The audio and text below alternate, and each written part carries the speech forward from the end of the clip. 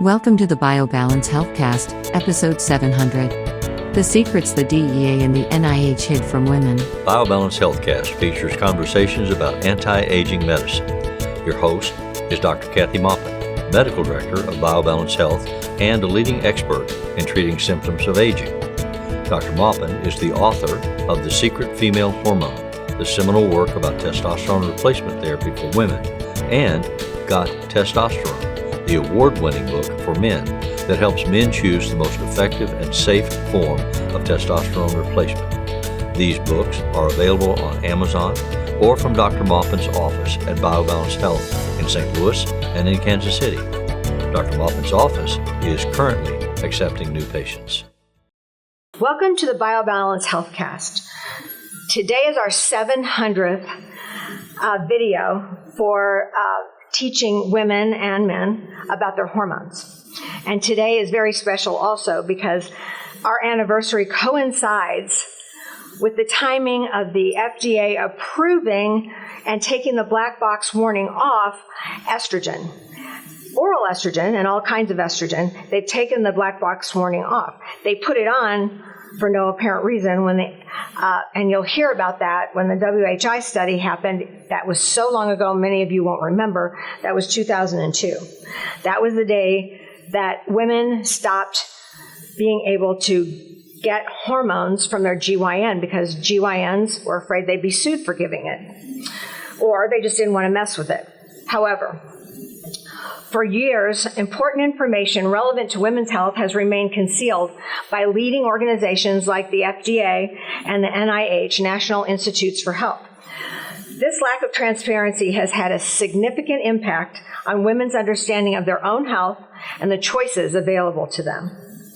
Despite the anti-hormone rhetoric espoused by the government agencies that control our access to medications, I plowed forward in 2002, continuing to offer both prescription and bioidentical hormones to my menopausal patients.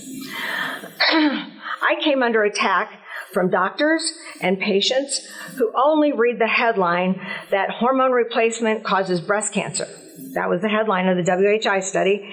That was published everywhere, and it struck fear in the hearts of women. When that happened, every doctor refused to write a prescription except me for estrogen, or my group. My group continued to offer estrogen.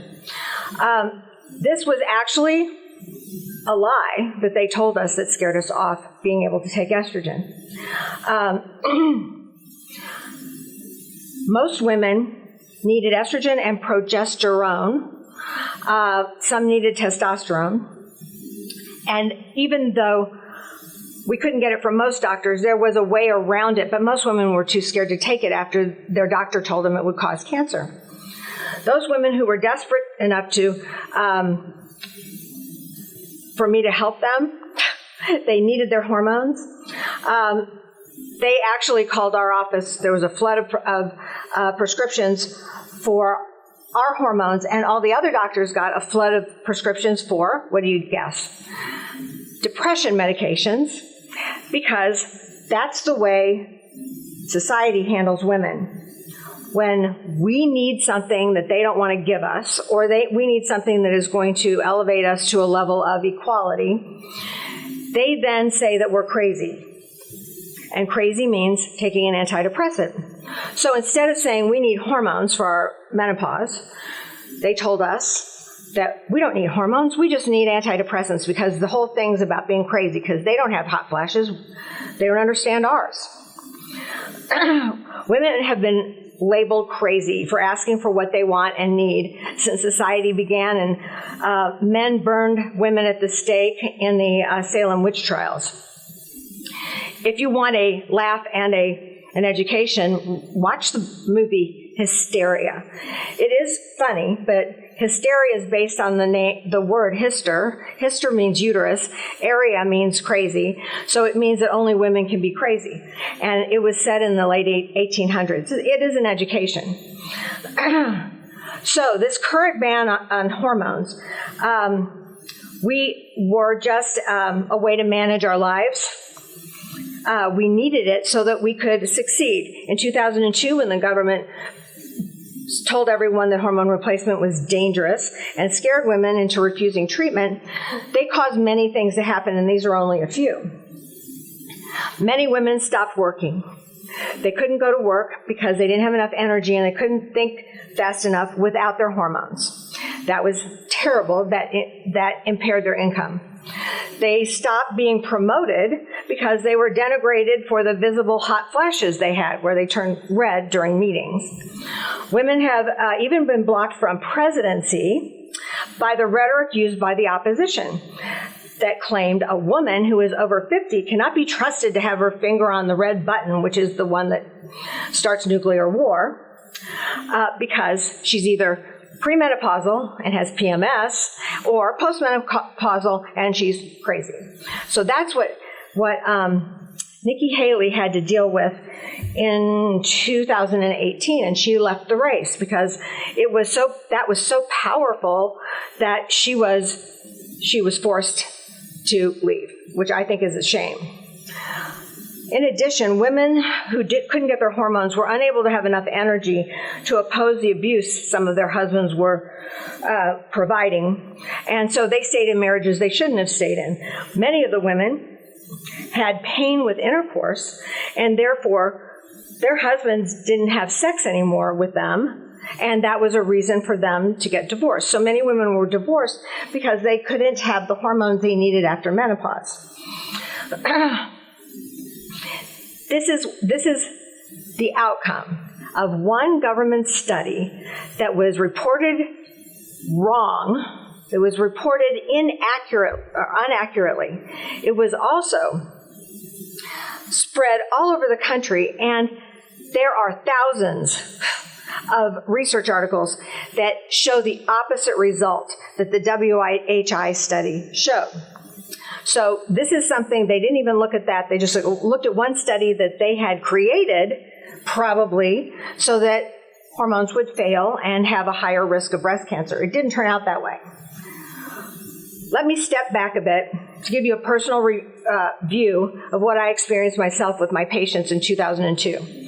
When the WHI was released to the public with the title, Hormone Replacement Increases the Risk of Heart Disease and Breast Cancer in Women, my patients who were doing well on bioidentical hormones and estrogen patch, estradiol injections, and E-ring, which is an estrogen vaginal insert, all stopped their hormones. And then the phone calls started. People were hysterical because they didn't feel right. They didn't feel the same. They felt terrible. Their migraines came back. I mean, every hormone, hot flashes, hormone symptom came back. These women suffered because of one government inaccurate research article that was actually didn't actually report what it actually found. Most women were afraid to take a medicine because they didn't want breast cancer. I understand that.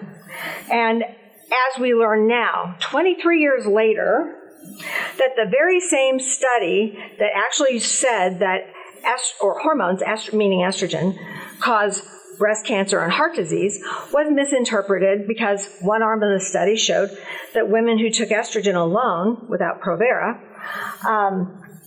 actually had less breast cancer and less heart disease. That's what they tell us now. I read the study at the time, and that's what I read in the study.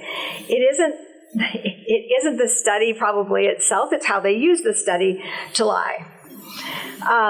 In reality, the arm of the study that had Provera, and Provera is a progestin, not progesterone. Progesterone is safe, but progestins are not.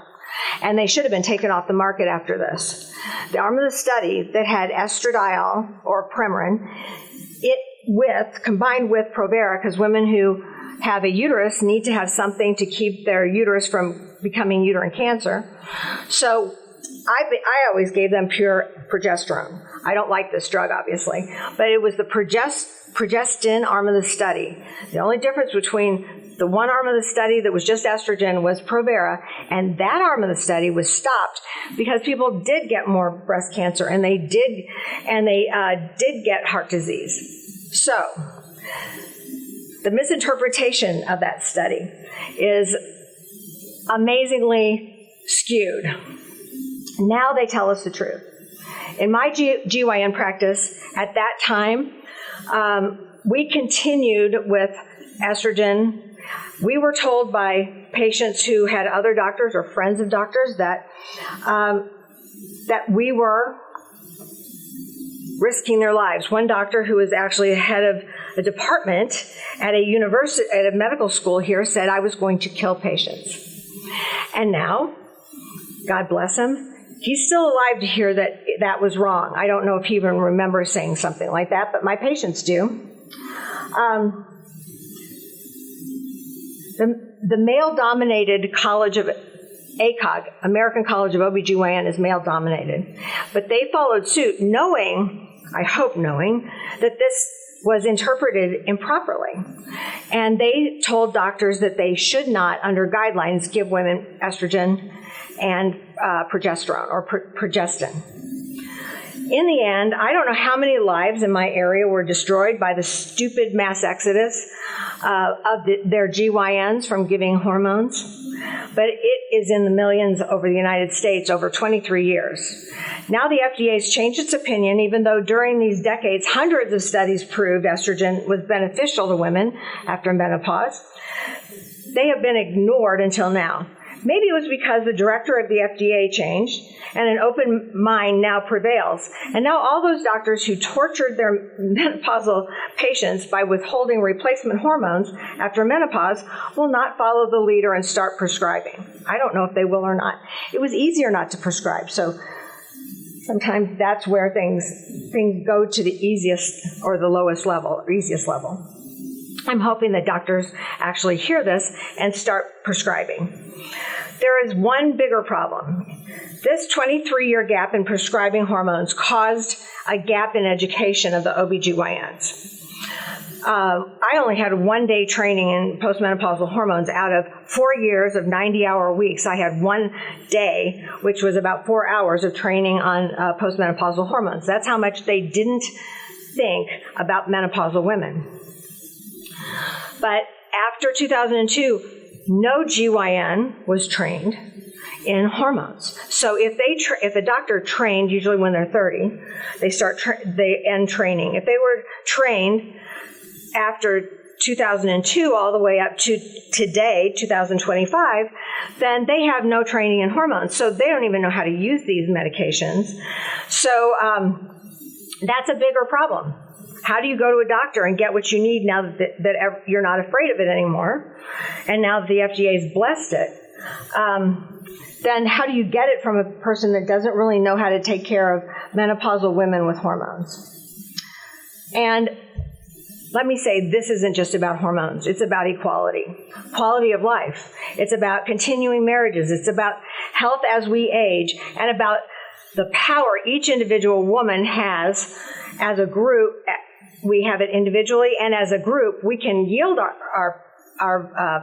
wield our power and actually make our voices heard. We aren't done yet. Our freedom's been limited by the fact that testosterone, a woman's hormone, has been made difficult to get. My transparency in this issue should be stated here. When I lost my uterus and ovaries at age 47 in 2002, the timing was unique. I tried every available estrogen patch, estrogen, everything, and nothing brought back my health, life, brain, energy. I then was, by God's grace, I met a man who was a doctor who trained at the same medical school that I did and lived in Kansas City for years, but he now lived in California. And he had a practice where he was using testosterone and estradiol pellets. His name was Gino Totera.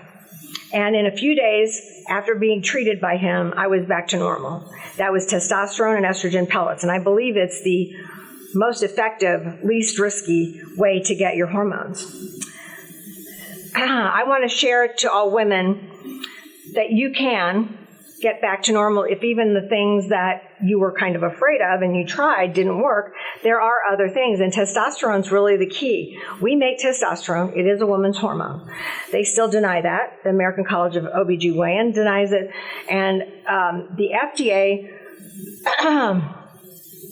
has told a company that was trying to get a testosterone patch for women approved. That it took 3 years, and then they said, nope, we're not going to approve it because the testosterone patch will cause facial hair growth. That's not life and death, and that's not something that's going to hurt you. There are many other drugs that pass with warnings that something's going to happen, like you could die. That doesn't happen with testosterone. It can only help build up your muscles and bones and keep your brain healthy. So, in my years since 2002, during the worst part of this, I started this practice that boomed because no one could get their hormones anywhere else. I've now treated 88,000 women patient visits with bioidentical estradiol and testosterone pellets over 23 years, and I'm the first doctor in Missouri to begin this genre with the pellets of preventive medicine with a foundation of estrogen and testosterone pellets. In the last 5 to 7 years, other people have come and started doing this, which is a good thing. My daughter, Rachel Sullivan, and I, she's a family medicine doctor, have the most experience in this and the best results. So if you want more information about this, I have other webcasts I have other healthcasts about why we don't get our hormones and what we should do about it. You can go to my BioBalance Health website. Lots of information there. There's lots of frequently asked questions that are answered there, and other videos and blogs that you can be educated more about hormones. Next week, I am going to continue this discussion because it was getting so long to talk about the rest of the story, the rest of the war that we have to go through to get the rest of our hormones approved. So please come back and listen to the next story. Email your questions or comments to podcast@biobalancehealth.com. You can find the BioBalance Healthcast on iTunes and on YouTube. For more information about bioidentical hormone pellet therapy and other reverse aging solutions, visit biobalancehealth.com or call 314-993-0963. You can find Dr. Maupin on Twitter @Dr. Kathy Maupin and on Facebook at facebook.com/biobalancehealth.